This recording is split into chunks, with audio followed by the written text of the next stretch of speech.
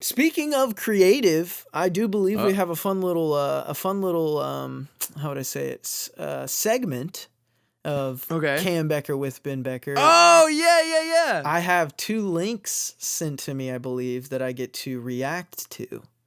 Yeah, honestly, like, I was just, backstory for the audience. Before he called, I just laid down this little guitar part. And I'm trying to decide, and then I ended up like chopping it up and like putting it through a bunch of effects and stuff like that. And I'm trying to decide between it being played one way and having a certain feel, and it being played another way and having a certain feel. And it's all kind of choppy, but yeah, I trust Ben's instincts, and I know he's like not too close to it like I am. You know, I've got that separation, boy. Yeah, like a lot of times, like you want to be so self-sufficient. You want to be like, you want to just be able to say yes or no on your own. But you need a couple mirrors. Like, a couple things just pointing back at you. Like, hey, I would do that this way. Because that doesn't mean do it this way. It just means, oh, that's how another listener hears it. This is going to be fun. This will be a fun little conversation. Did you email those to me? Yeah, I emailed them to you just on Google Drive. But yeah, I literally like just started this today, so it could be something, it could be nothing, but yeah, I like the chord progression. It's like a sample that I found that I kind of ended up playing over and kind of layering, but no subject, loop 1 and loop 2. So I do wonder if this is going to play in my headphones or I might have to take a little pause moment to get this to work. Logic is not used to recording 21 straight minutes, so it keeps like going over and over. Oh no, is it doing all right? No, it's fine. It's fine. It's fine. I'm just like, I'm like, do I need to lengthen the project a bit? And I'm like, nah, it's got it. I feel you. Now I've got. We're at bar 700 at this point. I might have to turn off the Zoom call and jump back in where you get like my reaction afterwards, if that makes sense. Yeah, I can react here. Yeah, I can react here on my own. But I'll have your video. I'll keep this in so that it's explained kind of well. But I might have to get off of the Zoom to play it on here. That's cool. Well, you got the link in your email, so you can just rejoin. Let me. I'll lose view of you for a sec, but you can just turn to your camera and start going on a rant. And at random points, I will just cut to you in your rant. Let's see if this works. Word. All right, peace. Peace. Update available. Not right now. All right, let's see. Hey, folks. So how would I get this to play? I don't have Ben's mustache potential yet. We're getting there. Okay. So we're the same age, but he's got better follicles than and I can't. I think this is going to work. I can't control it. I just got to catch up. So, one day, Ben, you and I will be mustache buddies, but until then, I'm just rocking the I think this is going to work. Hell yeah. Oh, he left the click on. I don't need that. That's fine.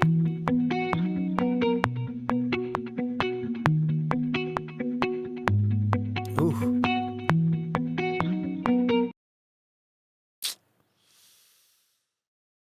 Wow, we're going on recording for about a half hour. This is, I've never done this. Ooh.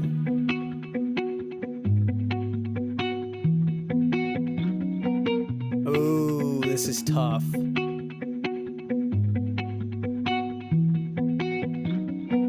Oh, I gotta listen to that twice. I don't know. Okay. What if we do this, Mr. Cam? Let's go back to Zoom. We're coming up on bar 740. Just crossed 741. We're at 120 BPM for those curious. Not that anyone would be. Okay. We should be back. Oh, here he is. Are we back? All right. And we're back. Join computer audio. Can you hear me yet? Yeah, I do. All right, dude. Okay, so I actually have I'm so glad we did this. First off, you sent it to me with the click. No, I did that on purpose. Okay. I did it on purpose so you could get a feel for the time signature. I'm in. Okay. Yeah. Because I was laughing at that for the first 5 seconds. Yeah. But I think you should use both. The actual swing of the second one, the chop. The second one, yeah, the chord changes come in a little earlier. Yeah, dude. Like, I love that. But if it's actually changing chord progressions, you could have one a pre and one a chorus audio, and then have something more linear for the verses. Yeah. The way I had it mapped out, sort of, is loop 1, which is the more on where like the chord changes kind of happen on the one beat more often.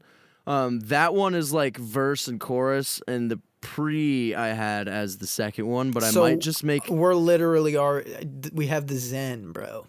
I might just have like the verse be 2, or the verse and pre be 2 and the chorus be 1, but the second one is a little more interesting. If you're that close though, just add like a 2-quarter or something rather than using one of those for each, because those being different, but one of them being like more linear, still different, but more linear in a verse, gives you so much, like so many possibilities to keep that verse separate too. Because like we'll talk about, like, one of my favorite things about your music is the loop guitars, or the usual samples that you just make randomly, bro, are so freaking sick.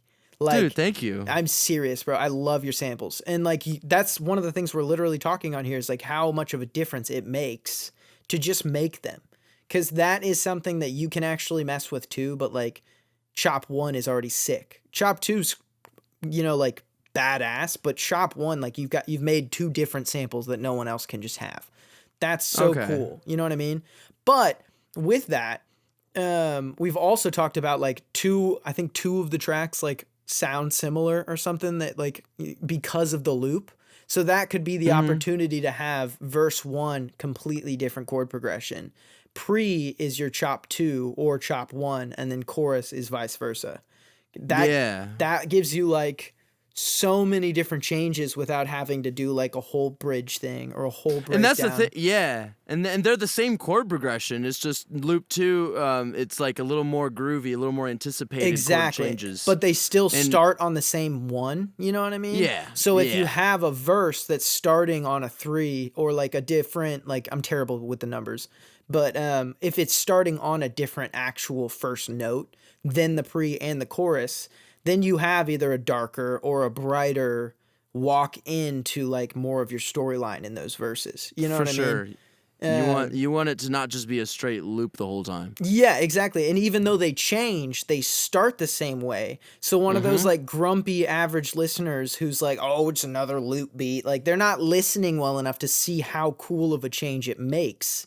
They don't really, you know what I mean? Like, they're just like, oh, it's this the whole time. They don't hear how cool of a change it has unless it's its own separate thing the entire time. So with that in mind, I could do like, because I know loop 1 is more like dun dun dun dun dun dun dun dun. Yeah, it's like swingy, but it's on the line still. Like, whereas loop 2 is more dun dun dun dun dun dun. You know, like.